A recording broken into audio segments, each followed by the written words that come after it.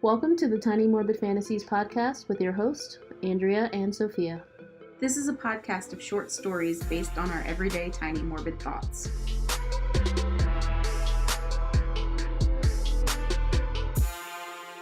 Welcome to episode 2. Hi! Tiny Morbid Fantasies. This is Andrea. And I'm Sofia. And we got a couple more stories for you, so thanks for coming back. For joining us.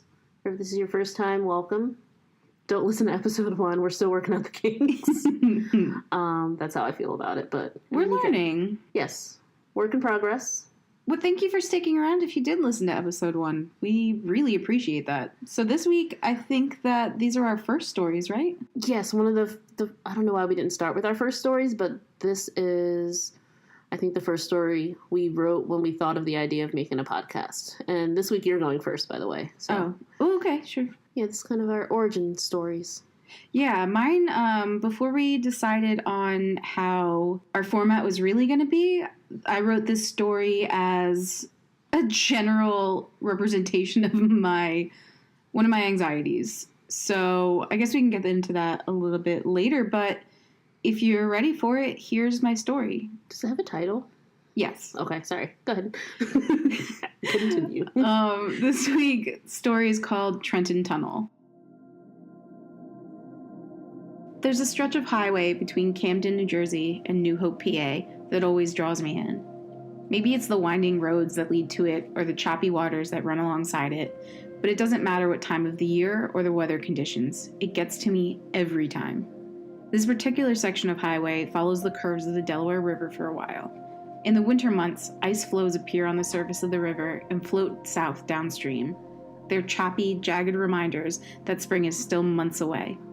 When spring months do arrive, the rains become a slippery, dripping mess on the roads beneath the bisecting overpasses. The color scheme that encompasses the transitioning months in fall, through the winter, and on into spring is a range of monochromatic shades of gray, regardless of clear skies or clouds. Once out of spring, summer poses a short reprieve, but the sweltering weather during traffic jams on the winding, tunneled roads make the drive dizzying and unpleasant. No matter the conditions, the road seems to make your journey along it unpleasant all year round. On my stretch of road, there is one particular underpass tunnel by the river that catches my eye. Miles before the tunnel, warning signs are posted asking travelers who may be transporting explosives or toxic chemicals to take a different route. Already implanting a certain level of fear and apprehension upon nearing this stretch, the road winds towards the short tunnel. 2 lanes flow in either direction and are separated by concrete Jersey barriers with matching rounded support posts. Like a looped video, it's almost compulsory to replay the thoughts in my mind just as I enter the tunnel. Every single time. When I'm in the left lane, the concrete Jersey barriers and beams are on my left, separating the opposing traffic. In the right lane, an oncoming wall of cement just ahead on my right. Regardless of whether I'm the passenger or the driver, the only real difference is the lane that I'm in. The outcome is always the same. The timing would have to be perfect. I would have to be ready seconds before the approaching concrete. What if I just opened the door? What would happen? Would it carry my arm off in the crash?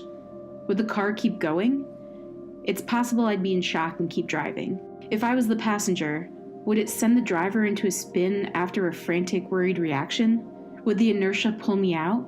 Did I forget to secure my seatbelt on this day? Or I probably took the seatbelt off knowing I wouldn't follow through without making this single gesture. My tiny morbid fantasy wouldn't just affect me. It's possible it would affect other drivers. Imagine the newsreel. Witnesses being interviewed about what they saw. Maybe they saw the door open. Maybe they process it as an accident, a domestic dispute, a psychotic episode. Would they ever guess it was intentional? Oh, and the pile-up behind. The unfortunate person behind my car slamming on their brakes. Do they rush over to get absorbed in their own self-pities and start growing a list of the damages? Or do they rush over to help? It may not even be fatal, just a severe road rash or concussion thrown in. Hopefully it would be mostly self-contained. It's an impulsive thought, one that always runs through my mind at that point of the road. Every single time. I could blame it on those ominous warning signs that put me in this mindset, or it could be all of those gray, Jersey seasons, 3/4 of the year, and just the proximity to all of that full-stop concrete infrastructure. But the thought persists. The end. The end. Finn. No, it's okay. But yeah, I remember you telling me, I think that was part of the original drive when we were driving up and through that tunnel. I forget the name of the actual overpass. Oh, tunnel. I don't know. Somewhere between like Trenton and New Hope. Yeah, just about, yeah. Somewhere around there. You get off the exit and it leads right to it. Remember, you ever drive through here and you feel this kind of way? And I'm just like, sometimes, but if I'm here and I think about like, what would happen if I just drove off into the ocean? Not the ocean, the river. Yeah, exactly. Those everyday normal thoughts of driving. Oh, God. Yeah, no, this is what spurred Tiny... I think this is where I'm sorry, I keep, like, talking over you. No, you're fine. I'm done. I think this is what kind of sparked this in us, because it was always there, but we've never talked about it until we were driving up to New Hope one day, I think, or to one of the flea markets. Somewhere up north. But yeah, it's either way. Completely random that we mentioned it. And we're just like, well, yeah, that's the thing that we do. But we never mentioned it because we don't know how normal it is to have these random sort of thoughts. Again, not suicidal, just like, what would happen if... Oh, yeah, no, this is not something I wanted to think about. It's just something that happens in my brain hole. And it doesn't matter. The outcomes are still devastating. They're always there. And I know there's different parts of the road, too, that we were talking about, but maybe we'll get into that some other time later. This is our origin story. Yeah, this is part of our origin story, because you shared that about wanting what would happen with the concrete barriers. And I was like, yeah, every time I drive down this certain stretch of 295... So granted mine, it's more... I always end up writing some sort of, like, random horror story with people dying. Oh, I love it. But also, that's the random thought that I have.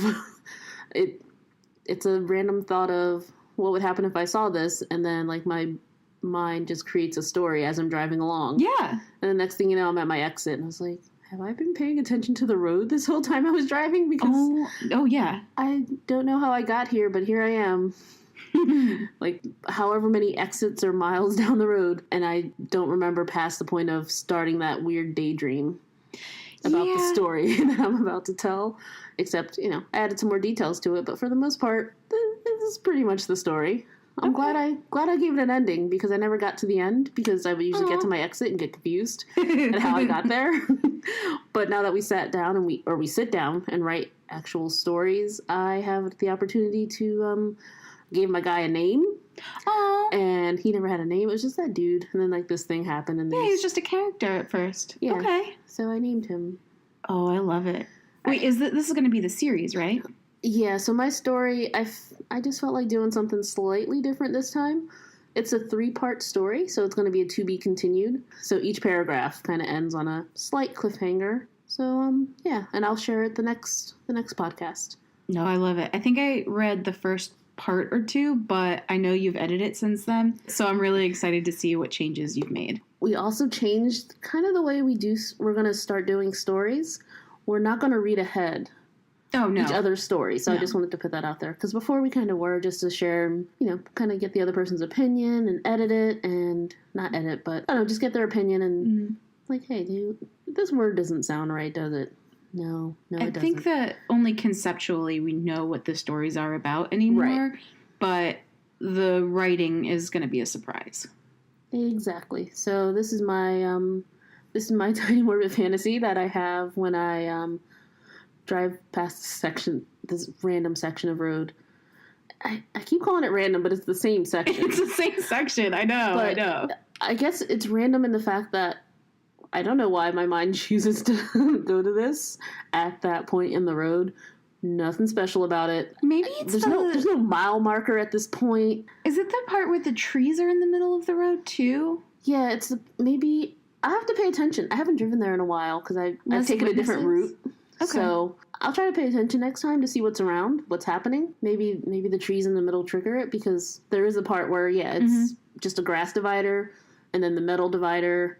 And then maybe there's like an overpass for something going across 295. and then there's trees in the middle. Is it the smelly part?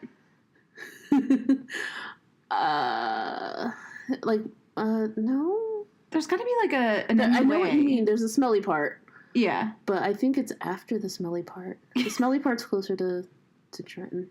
Oh, okay. Not that it is Trenton, but there's like an island, Duck Island. Oh, I know, with all the Murder seagulls. Island. Yes. Yeah, okay. Only like 2 people got murdered there, but whatever. We need to explore that because I didn't know. We'll talk about murders on that island in a different podcast. Okay. Maybe we'll write Duck Island murders. Local lore. I like it. So this is my story for that section of road. This is called The Long Drive Home. Paul has driven this highway thousands of times. He knows every curve, every exit, every corner where the cops hide. On this night, a light on the side of the road caught his eye. Getting closer, he sees it's the glow of a light from inside a car. It's stopped on the shoulder, the back passenger door wide open. This stretch of road doesn't get much traffic at this time of night, so he stops to see if someone needs help. There's something moving through the back window as he pulled up behind the car. "Hello?" he calls from the safety of his open window. There's a rustling sound, but no one answers. He cautiously approaches, looking around to see if he can spot anyone in the darkness. He peeks inside the back seat and sees a dog sitting there. "Hey boy, why are you out here all alone?" The dog barks and wags his tail happily. The bark covers the sound of the large man approaching from behind. The dog falls silent as the dark figure appears behind Paul. Thud. Everything goes blurry. Something or someone hit the back of his head. Hard. The blow threw him off balance, and as he braced himself against the open door, he feels someone going through his pockets. They grab his keys and cell phone.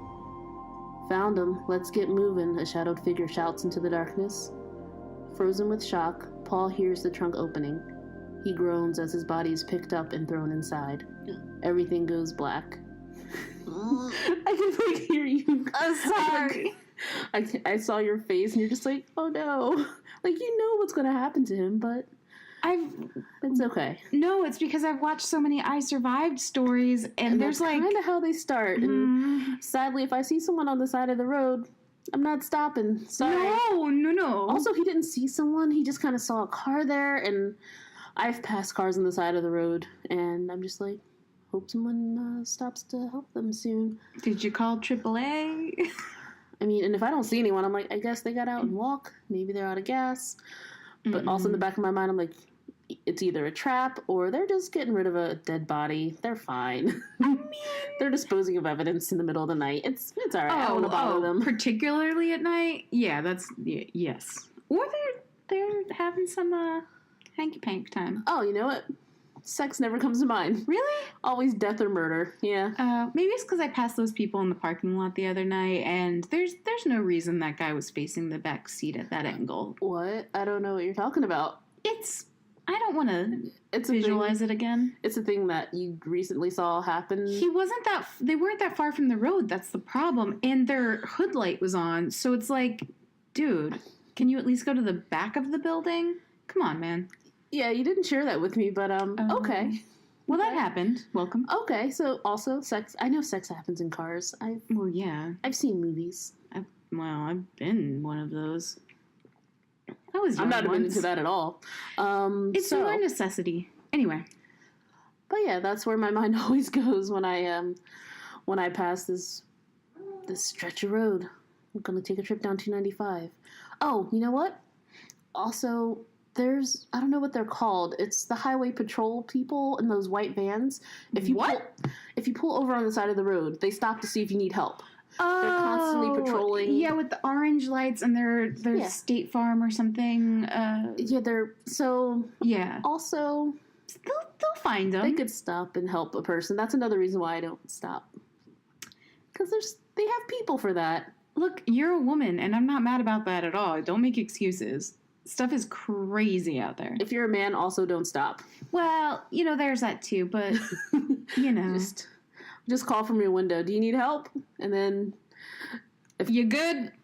If no one answers, keep driving. If Paul would have just kept driving. Paul.